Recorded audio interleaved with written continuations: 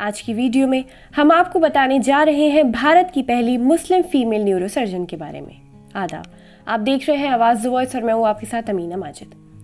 Doctor Maryam Afifa Ansari ने साबित कर दिया कि मेहनत के बल पर हम जिंदगी में हर सपने को पूरा कर सकते हैं। मरियम बचपन से डॉक्टर बनना चाहती थी और अपने सपने को पूरा करने के लिए उन्होंने कड़ी मेहनत के चलते ही वो भारत की पहली मुस्लिम फीमेल न्यूरोसर्जन बन गई।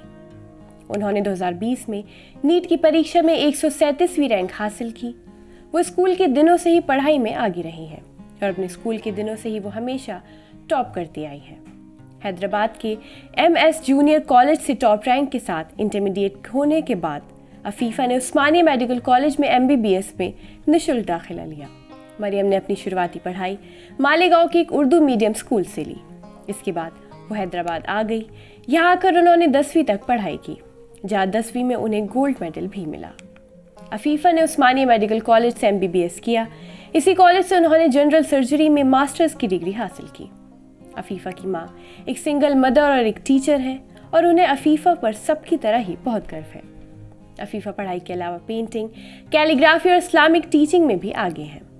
मरियम अंसारी की कड़ी मेहनत ने उन्हें सफलता की राह पर पहुंचाया और वो भारत की यंग जनरेशन के लिए एक प्रेरणा बन गई हैं।